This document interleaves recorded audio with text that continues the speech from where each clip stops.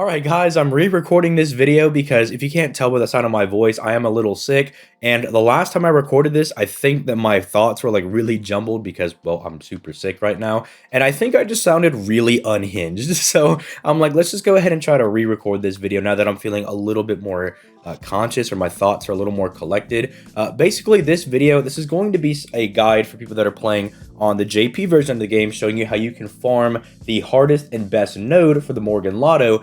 But if you're an NA player, this video is going to kind of be a very important, I don't know, like lesson maybe to like make sure that you actually farm everything, because there's a lot of different ways that you could farm this node. It is a 2-2-1 node with an absolutely massive 1 million Kentucky Berserker at the very end.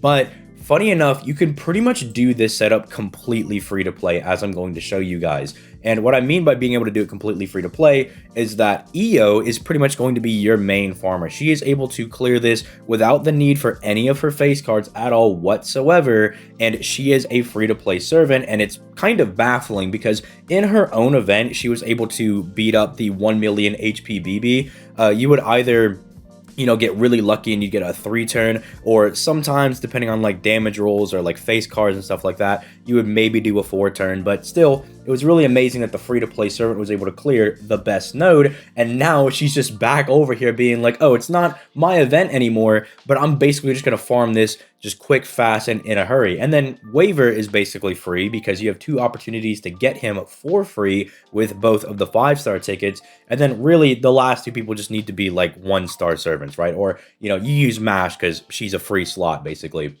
The only person you actually need is Castoria, and unfortunately, if you don't have your own Castoria, this farm becomes a little harder, but I would assume you could still maybe get it done if you have someone like, say, Oberon or something like that. I haven't tested it myself because I don't have Oberon, but you're able to, like, basically just have Yugioh just clap everybody up, and then you're able to utilize Castoria's NP to give you even more attack that you're auto going to get because of all the NP that's splashing around. So let me kind of show you guys how this works out. Now, also, you might have seen that I have the original plug suit. The other one is technically better because it does double buff. It gives you an attack and an NP damage buff, but mine is like level 2 or something, and my main plug suit is level 8. So obviously the level 8 buff is going to be a little bit better than the level 2 other plug suit. But so we're just going to kind of proceed as per usual. You know, standard.jpg Castoria farming over here. We're just going to go ahead and pop all of our skills. The reason this is actually really easy for Yugioh to do is that her special damage mod on her first skill is actually anti-divine, and for those of you guys that don't know, Kentucky is actually a divine servant, so you actually get just mad bonus damage against him when you come to the final node. And then look at this, boom. Just like that, we already have Castoria's NP. But even if we didn't get that right there, keep in mind that both Castorias are going to give you 60% to one of your Castorias. Then Waiver is going to give you 20% as well with his attack and his defensive buff. So really, you just need to find like one Arch Chain. If you don't have a Castoria friend, or your Castoria in particular just doesn't have their append skill leveled. So like there's other ways to go about doing it as well. I'm pretty sure you could even just unlock the append skill to get the extra 10% and then just click one of Castoria's NPs, and that would, or not NPs, but arts cards, and she would be able to actually just go ahead and get her NP back, because that's actually kind of important for just stacking just mad amounts of damage. But this is like one of those reasons that I'm like, if you're haven't been playing JP obviously for the last couple of months, you're kind of missing out on this. But it's one of those things that it's the reason I keep telling everyone that they should be playing JP, because everyone says that like, oh well, like I can't balance both of the games, and no one's asking you to do that. I'm just saying it's a good idea that, for instance, when Arc Week came out, a lot of people jumped ship over, and I imagine when Alco comes out, or whenever she does come out, I'm assuming she'll eventually release, a lot of people are also going to hop on as well. And it's just one of those things that like you kind of want your account to be ready for the time that it actually does, like we actually do get those servants, right? Like maybe you're a huge fan of like the Prisma Ilia stuff, and like Angelica or Miyu vs Shiro comes out, and then you can actually have an account that's got a couple of resources built into it. You know, you've got your quartz kind of saved up and you're ready for that, because I believe if you're going to play JP, you should kind of just use it to actually play test a lot of the new servants and see what's going to be coming up, so you can prep on the NA version, right? Because I believe outside of maybe a few people I know, pretty much everyone mains NA, and then they have JP as kind of the side account that also gives you a little bit of an outlet to play the gacha, you know what I'm saying? Like, let's be honest, it's also just nice that in the background you're able to summon a little bit, you know, whenever a cool servant does go on raid up. But yeah, as you guys will see right here, we're gonna do like, I think it's about like 1.1 mil or like about 1 mil if the roll is low.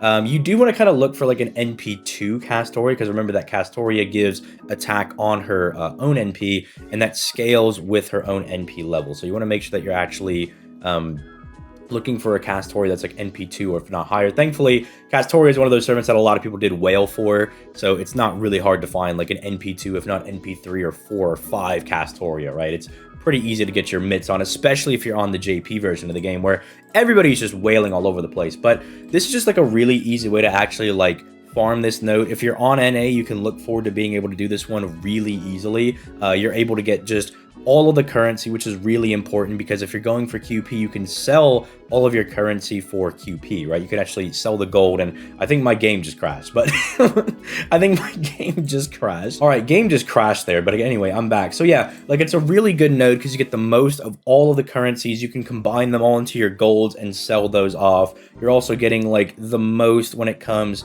to the actual Lotto currency. That's very important if you want to be opening up boxes. And I just think it's really cool that you can pretty much do it free to play, right? Like almost outside of just not having Castoria. But again, I imagine there's other ways that you can maybe scrape by. Like I imagine if you used Paracelsus, you might be able to slightly edge in with maybe like a face card or two. You might still be able to do it. The only reason I say might is that you're losing out on like the attack buff. You still get the NP gain from Paracelsus's third skill, and you still get the arts buff. Not as big, but you still get one.